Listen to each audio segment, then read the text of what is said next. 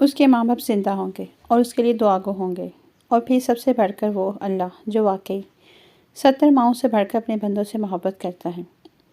مہر نساء سے لتار کر جا چکی تھی۔ اس نے ایک شاپر الماری سے نکالا، اس میں جلدی جلدی چند جوڑے رکھے تو سب سلیو لیس اور بڑے بڑے گلوں والے، مگر ابھی اس کے پاس ان کے علاوہ کچھ نہیں تھا۔ آنسو صاف کرتی وہ شاپر ہاتھ میں لیے بیگ کندھے پر لٹکائے ڈرائنگ روم میں آئی۔ جیسے ہی وہ اندر داخل ہوئی، اس کی متورم صورت دیکھتے ہی ذات کا دل بیٹھنے لگا۔ اتنی تھوڑی سی دیر پہ اس پر کیا گزری ہوگی وہ اچھی طرح جان گیا تھا۔ دیکھیں ابھی بھی منہ سرخ ہے اس کا۔ مہر نساء نے اپنی طرف سے اس کی بیماری کا جھوٹ بولنے والی بات میں وزن پیدا کرنے کی کوشش کی۔ کوئی بات نہیں، مجھے ٹھیک کرنا اچھی طرح سے آتا ہے، چلو، اس نے غصے سے کہا، کہتے فہیمہ کو دیکھا اور چلنے کا اشارہ کیا۔ فہیمہ سر جھکائے اس کی تکنیک کرتی ہوئی گاڑی میں اس کے ساتھ فرنٹ سیٹ پر بیٹھی۔ زاد نے نہایت غصے سے رش ڈرائیونگ کرتے گاڑی مہر نساء کے گھر سے نکالی۔ اسے اپنے کیس کی مجبوری نہ ہوتی تو مہر نساء کو ایسی جگہ پھینکتا کہ کوئی بھی اس کا سراغ نہ پا سکتا۔ وہ ہوتی کون ہے؟ اس کی بیوی کی بولیاں لگانے والی۔ غصہ اتنا شدید تھا کہ وہ اپنے غصے پر قابو پانے کے چکر میں ساتھ بیٹھے وجود سے بھی کچھ لمحوں کے لیے غافل ہو گیا۔ چونکا تب جب اس کی سسکیاں سنائی تھیں۔ فہیمہ کیا ہوا ہے یار؟ ہم نکل آئے ہیں وہاں سے۔ آپ بالکل ٹھیک ہو، ڈرنے کی اب کوئی بات نہیں۔ یار ایسے نہیں کرو پلیز، کل رات بھی آپ کے آنسوؤں نے ڈسٹرب کر دیا تھا، اور اب میرے سامنے تو نہیں رونا۔ میں ہوں نا آپ کے ساتھ، کوئی غلط قدم نہیں بڑھنے دوں گا۔ فہیمہ میری جان، آپ پر کوئی آنچ کبھی بھی، اور سویٹ گرل ایسے نہیں کرو پلیز۔ اس کے آنسوؤں کی بڑھتی تعداد دیکھ کر وہ بے بس ہو رہا تھا۔ اب اس کے لیے گاڑی چلانا ناگزیر ہو گیا تو اس نے سڑک کے سائڈ پر گاڑی روکی۔ شکر تھا کہ سڑک پر رش بھی اتنا نہیں تھا۔ گاڑی روک کر اس نے دونوں بازو اس کے گرد حمائل کر کے اسے اپنے ساتھ لگایا۔ Fahima please stop it, stop crying, دیکھو لوگ مجھے مشکوک نظروں سے دیکھ رہے ہیں کہ شاید میں نے اپنی بیوی کی بہت پٹائی کی ہے جو اتنا رو رہی ہے۔ اس نے اس کی کمر سہلاتے ہوئے اسے نارمل کرنے کے لیے ہلکے پھلکے انداز میں کہا، میں آلریڈی بہت سٹریس سے گزرا ہوں یار، مجھے اور پریشان مت کرو۔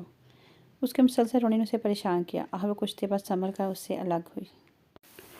مجھے یقین نہیں آ رہا کہ میں آپ کے ساتھ ہوں، کسی بری طرح خوفزدہ تھی، میں آپ کو بتا نہیں سکتی۔ آپ کو کیا شیزا بھابی نے بتایا تھا؟ نرم لہجے میں اپنی یہ تکلیف اس سے شیئر کرتے اس نے آخر میں پوچھا۔ ہاں، آپ سے بات کرنے کے بعد بھابی میرے آفس آئی تھی، پھر انہوں نے ساری بات بتائی۔ اس نے تفصیل بتائی۔ آپ مجھ سے خفا کیوں تھے؟ یکدم اسے یاد آیا، میں کب خفا تھا؟ اس نے اس کی بات پر حیران ہو کر اسے دیکھا۔ تو ایک دم سے فون کیوں بند کیا اور پھر کسی میسیج یا کال کا رپلائی نہیں کیا؟ اس کا دماغ کچھ ہلکا پھلکا ہوا تو شکایتیں یاد آئیں۔ انفیکٹ آپ سے بات کر رہا تھا کہ میرے باس آ گئے اور ایک ارجنٹ میٹنگ رکھ لی، بس اسی وجہ سے آپ کی کالز اور میسیجز کا جواب نہیں دے سکا۔ آپ یہ سوچ بھی کیسے سکتی ہیں کہ میں آپ سے خفا ہوں گا؟ اتنی دقتوں سے تو آپ میرا نصیب بنی ہے۔ اس نے پیار سے اس کے بھیگے چہرے کو دیکھتے ہوئے کہا۔ وہ جو اس سے پیچھے ہو چکی تھی مگر ہاتھ ہنوز اس کے ہاتھوں میں دبے تھے۔ اس کی آنکھوں سے لپکتے جذبے محسوس کر کے نظریں جھکا گئی۔ ٹھیک ہے، اب ٹینشن تو کوئی ہے نا؟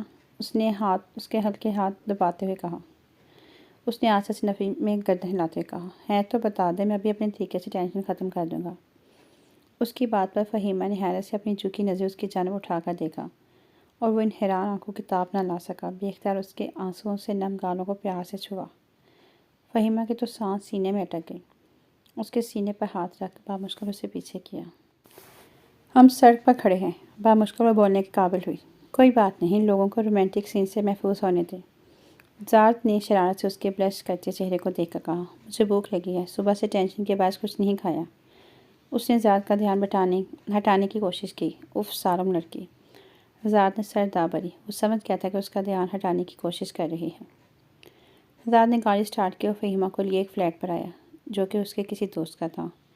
وہ اسے ابھی اپنے گھر نہیں لے جا سکتا تھا۔ وہ ابھی اپنی اصل حقیقت کسی کے سامنے نہیں لانا چاہتا تھا۔ جب تک یہ کیس نہ حل کر لیتا، اور احتیاط کا تقاضا یہ تھا کہ وہ فہیمہ کو کہیں اور ٹھہراتا اتنے دن۔ اسے یہ خدشہ تھا کہ اگر مہر نساء کا کوئی بندہ انہیں فالو کر رہا ہو تو کہیں وہ محتاط نہ ہو جائیں اور زاد کے خلاف کوئی ایکشن نہ لے لیں۔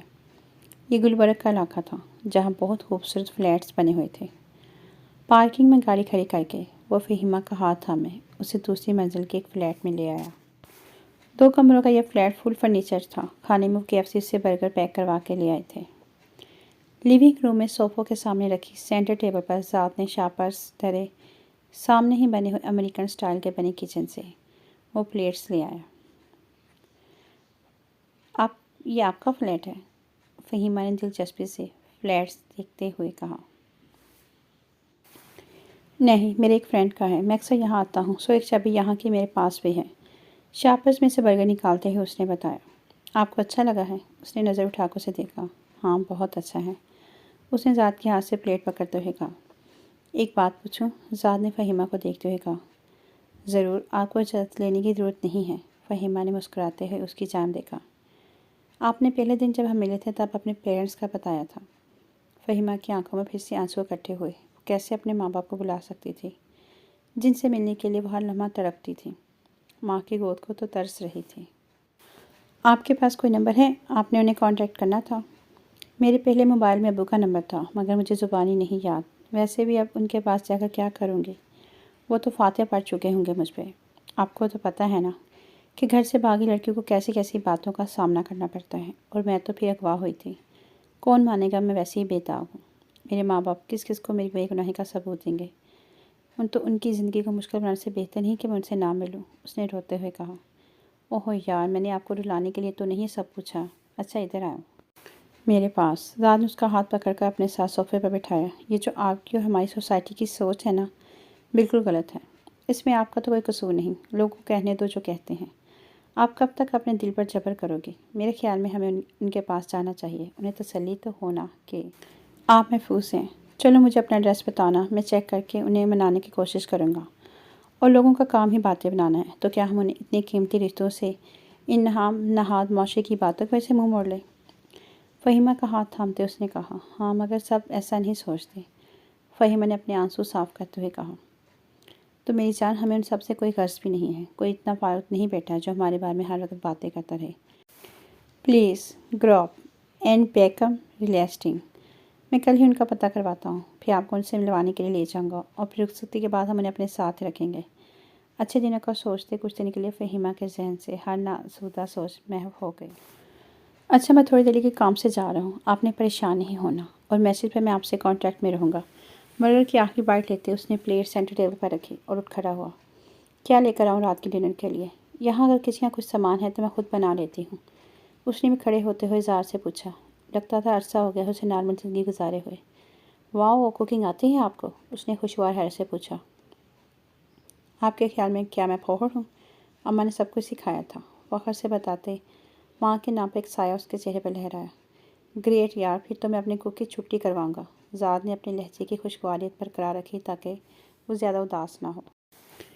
چلیں، میں پھر بھی چیک کر کے کچھ بنا لوں گی۔